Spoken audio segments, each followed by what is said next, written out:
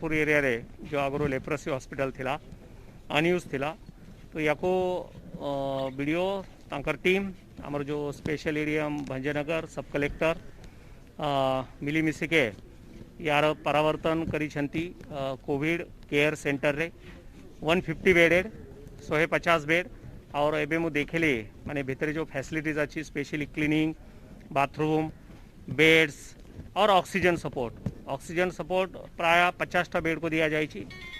ये Covid care centre CCTV मध्य लगी और मु भावुची कि आस्का एरिया रे जेते कि पॉजिटिव कोविड बाहरिबे तो तांको पाई एक भलो घर पाखरे तांकर सुविधा मिलिबो। मु अनुरोध करूची समस्त को कि कोविड को डरिबा आवश्यकता नहीं।